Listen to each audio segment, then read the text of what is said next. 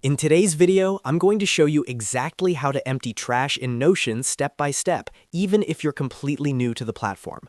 Over time, deleted pages, databases, and templates can pile up in your Notion trash, and knowing how to permanently remove them is important for keeping your workspace clean and organized. This is especially useful if you work in multiple Teamspaces or collaborate with other users. If you find this tutorial helpful, make sure to hit the like button and subscribe to the channel for more simple Notion guides like this. All right, let's jump right in.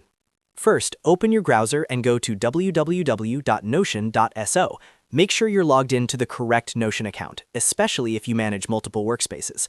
Once you're logged in, you'll land on your Notion homepage. This is where you can see all your pages, databases, and Teamspaces listed on the left-hand sidebar. Next, look at the left sidebar and slowly scroll down. Near the bottom of this sidebar, you'll see an option labeled Trash.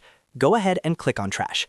As soon as you click it, the Trash section will open, showing you all the pages and content that have been deleted from your workspace. At the top of the Trash section, you'll notice a search option. This is extremely helpful if you have a lot of deleted pages and want to quickly find a specific one. You can type the name of the page you deleted, and Notion will filter the results for you. Below that, you'll also see filtering options that help you pinpoint exactly what you're looking for. If you're working with multiple users, click on the Last Edited By option. This allows you to filter deleted pages based on who last edited them. For example, you can select a specific user, like Sky, to see only the pages that were last edited by that user before being deleted. You'll also see an option called In. Click on this to further narrow down your search.